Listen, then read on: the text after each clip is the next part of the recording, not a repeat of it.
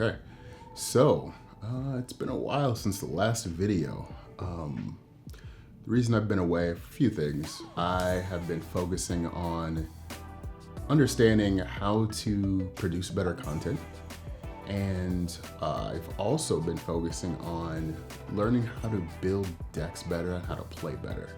So I've been utilizing a lot more platforms. I've made some new friends lately that have assisted me with all these things. So I have actually created a new deck for Whispers of the Well format. Now, this deck list will surprise a lot of people. Every time I've played it online, usually they will open up a chat and be like, hey, you know, I need that deck list. How did you come up with something like this? And I typically would do best of ones so that way no one would catch on too quickly. But it's kind of getting out there. And a friend of mine, Kyle, we built this together. And supposedly somebody might be running that in the DLC Richmond, which is going on right now. So if it tops, that'll actually be really, really, really cool because that's something that we came up with from scratch. So without further ado, I'm gonna show you the deck build that we've created, which is Sapphire Ruby. Yes, that's right. Sapphire Ruby is back. And let me show you how crazy this deck is.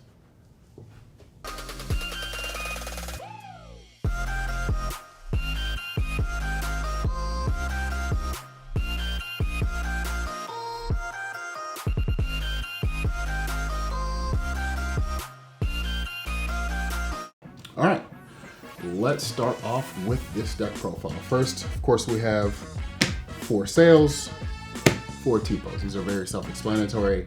As you know, you gotta get a head ink. These are the most important cards you have to mulligan for. If you don't have any of these, you mulligan all 7 every single time. This is the backbone of your deck. All right, we are also running the new princess, Cinderella. Now, Cinderella, if you don't know what she does, you play her, including herself, because she herself is a princess, or any other princess character. When she's in play, at the end of your turn, you can ink any card from your hand and then draw another card. So basically, you're getting this out on turn 3, which will put you at 5 ink at the end of your turn.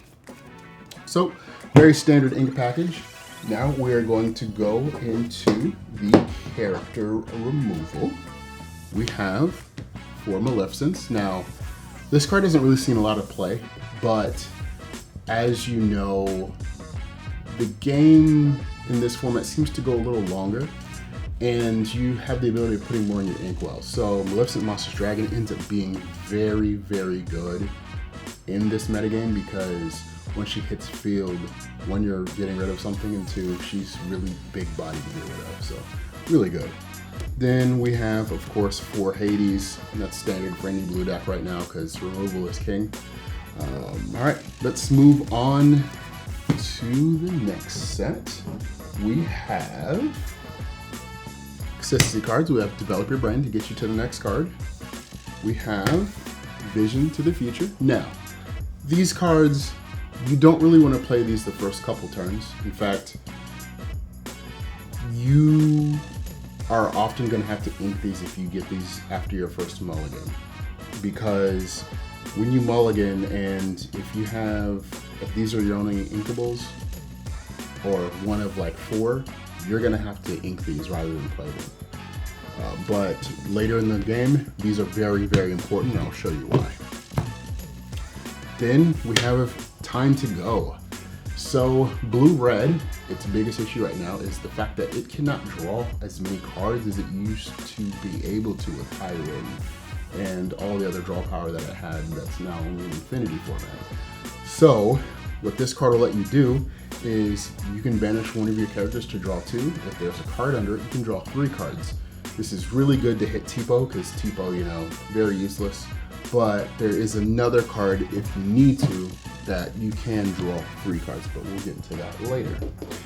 All right, as for characters, we have Aurora.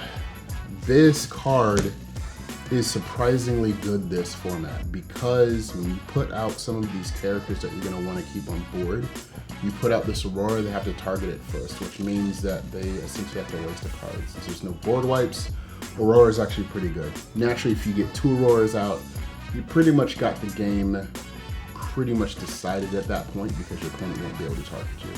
But this, of course, is a flex spot. If you prefer to play some other cards that fit more your playstyle, feel free to side and get rid of these.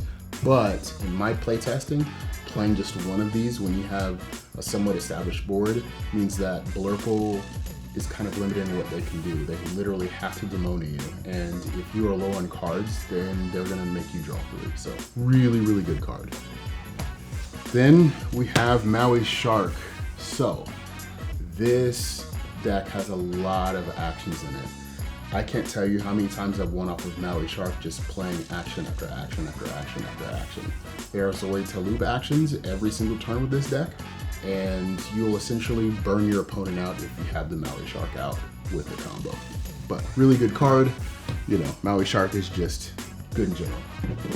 Now, for the board removal, we have 3 spooky sites. Now, I know a lot of people aren't playing this card, but I need to emphasize to you guys, this card is the very reason aggro gets destroyed.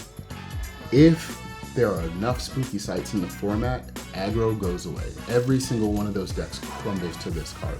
Yes, you're putting cards into their inkwell, but if they can't re-up their hand, which most of them can't, game's over, because every time they play something after that, you're gonna have an answer every single time.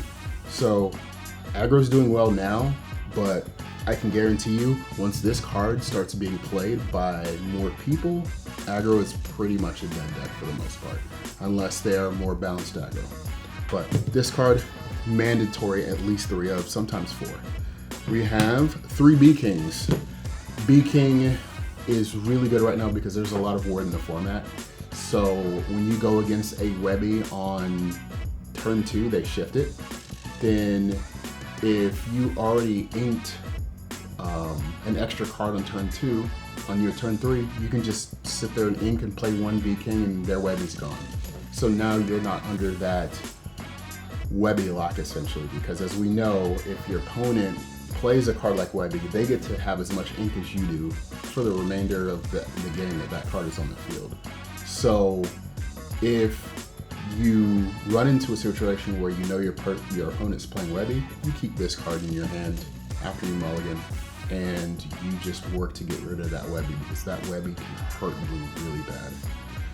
Now we have 3 Dragonfire. As much as I was sad to see this card go, man, I am happy to see it back. This card has been insane right now. I love the ability of just targeting something and getting rid of it. This card is live essentially on turn 4 and on if you have the Cinderella. And being able to hit anything regardless of its stats definitely has a benefit in this game. And there's lots of other reasons why I chose Dragonfire. And then we have 4 Sudden Scares. Now, Sudden Scare is surprisingly effective because it does, of course, 2 things. Since we don't have Let It Go, it does what Let It Go does, it's just not a song, but it costs 1 less. It also will ink the top card of your opponent's deck, so depending on the scenario, if you do it too early, you can get punished for giving your opponent basically 2 ink out of nowhere.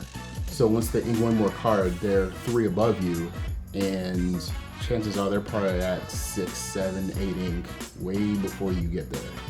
This card is more for a late game. When you start getting rid of their board, getting rid of as much as you can, eventually they're going to start top decking, and that's when you start hitting them with a Sudden Scare, because guess what? That top card in their deck, they don't know what that card is. Sometimes you might hit a combo piece that they needed.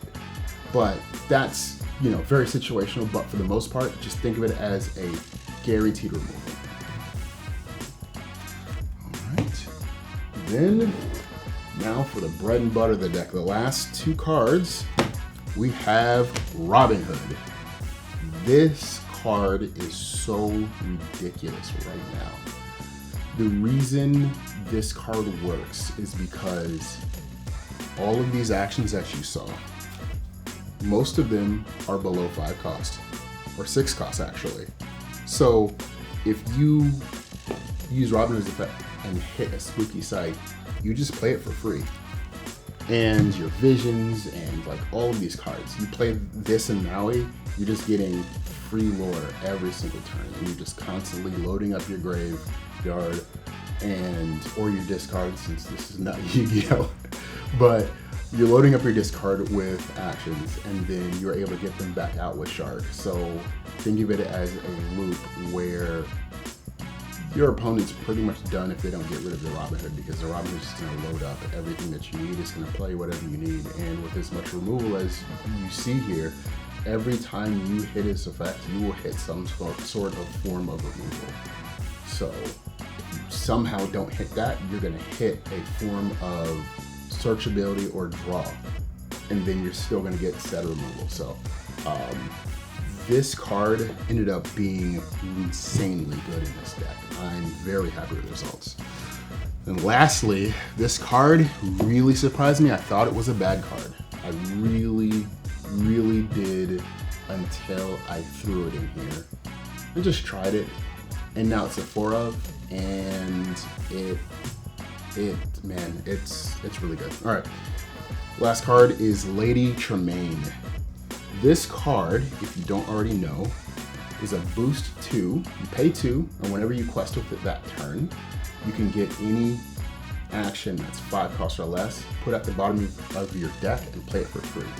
So as you can see, you have Robin Hood to load up your graveyard or your discard, and you have your Lady Tremaine to just recycle it back. So you have this endless loop. So imagine having these two with a Maui on board. Now that means that you're going to be getting 2 lore just by proccing both of their effects. And then whatever you have in your hand, and pretty much Robin Hood's free, Tremaine is only a 2 cost once you get her on board to get those actions. So you just have an endless loop of this action, and you could essentially burn your opponent out with Shark. It's very similar to the old red-blue where it's just removal, but instead of duck manner, you have Shark and you have more selective removal. But overall, this deck has performed really well. When it comes to mulliganing patterns, it's really simple. All you do is mulligan for ramp, and if you have ramp, it's kind of risky. You can mulligan for your 4-drop, whether it's Robin Hood or Cinderella. But all in all, this deck has been really good. Every time I've taken it online, usually I get message requests saying, hey, let me get that deck list. That deck's amazing. I can't believe red blue is working. But you guys give this a try. Let me know what you think. This might top, hopefully, if anybody's running this, I'm sure it'll probably top the Richmond that's going on right now. But if you guys have any questions about this deck or any suggestions, pop anything down in the comments below. And if you aren't already subscribed to the channel. It'd be greatly appreciated. But this is Quest for Game with Chef. This is Chef with Quest for Game, now signing out.